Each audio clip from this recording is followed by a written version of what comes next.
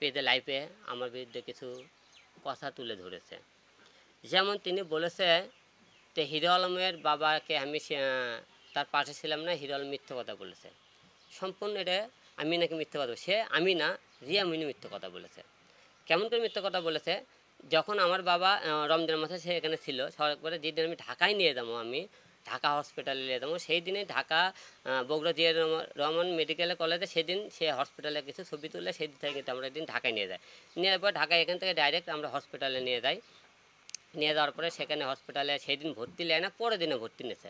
প্রথম দিনে ভর্তি নেয়নি, তারপরে বাসায় নিয়ে যায়, পরের দিন আমরা ভর্তি করি। ভর্তি করার পরে রিয়ামণি একদিনে 2 দিন আসছিল, তারপরে আমি করে সে আসেনি। তো আসেনি দীর্ঘ 32 দিন আমি হসপিটালে।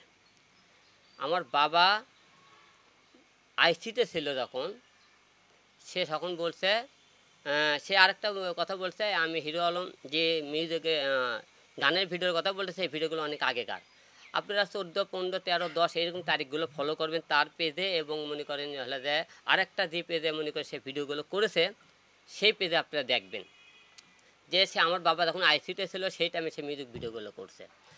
এবং মিউজিক ভিডিও সে যেহেতু আমার বউ স্ত্রী, সে আমার বিনা পারমিশনে অন্য ছেলের সাথে মিউজিক ভিডিও কীভাবে সে ভিডিও করে সেটা আপনারা তার থেকে শুনিন তো, কার পারমিশনে সে মিউজিক ভিডিও করছে। এবং আমার বাবা যেদিন মারা যায় তার স্টোরিতে আমার বাবার মৃত্যুর খবর না দেখে সে নাচের গানের ছবি সে মনে করেন স্টোরিতে দিয়ে রাখছিল, আপনার ভিডিওগুলো দেখবেন।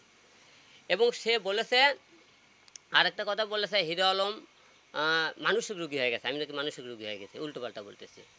এবং আরেকটা কথা বলেছে সে, যে হিরো আলম সে আমি বার কি, তো রিয়ামণির সাথে আমার পরিচয় বারে থাকে, সে বারে নাচ গান করতেছিল, তাকে আমি ফেসবুকে থেকে নক করে সেখান থেকে পরিচয়।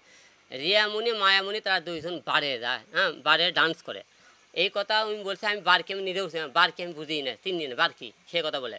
ঢাকা শহরে গুলশান বনানী বিভিন্ন জায়গায় যে বারগুলো আছে, প্রতিটা বারে আপনি লিস্টে দেখবেন রিয়ামণি মায়ামণির নাম আছে, তারা বারে দেয় নাচ গান করে। মায়ামণি এখনও নাচ গান করে, রিয়ামণি মনে করেন ক্যাসালে লুকে থাকবে সে নাচ গান করে। আচ্ছা গেল, এটা আপনারা তাকে বলতে বলবেন।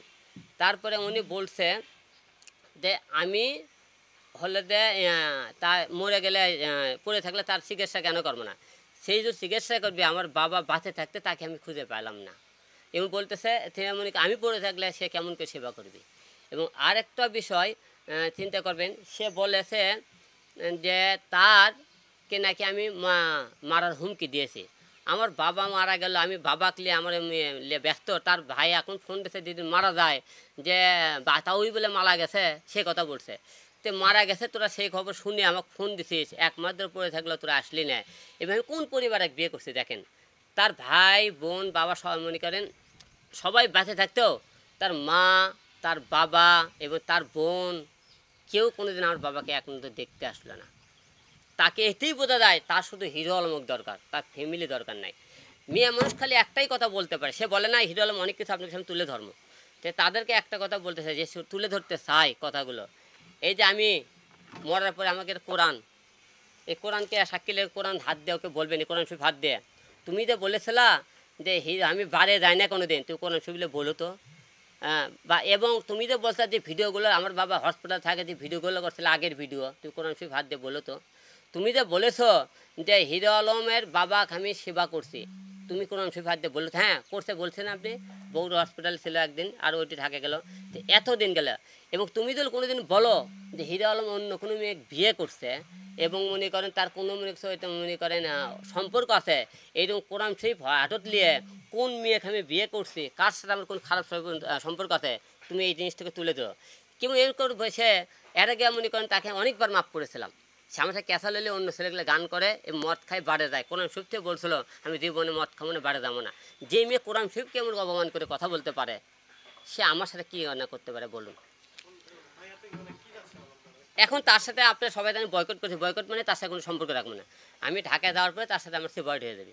আপনাকে আজকে এই কারণে আজকে আপনার ডাকার উদ্দেশ্য একটাই, যে সে যে বক্তব্যগুলো মানুষের সামনে দিতেছে উল্টো পাল্টা, সেগুলো প্রমাণ সহকারে দেয়, প্রমাণ ছাড়া কোনো বক্তব্য যেন আমার বিরুদ্ধে সে না দেয়। আমি যেরকম বলছি প্রমাণ আছে, এই শব্দগুলো আপনার সাথে নেবেন। সে বড় বড় কথাবার্তা যখন বলতেছে না, এবং রিয়ামণি মায়ামণির যার কাছে অবৈধ কিছু ভিডিও আছে সোশ্যাল মিডিয়াতে, তাদের মনে করেন বারের সেই ভিডিওগুলো আমি ঢাকার যা আপনাদের সামনে দেখাবো।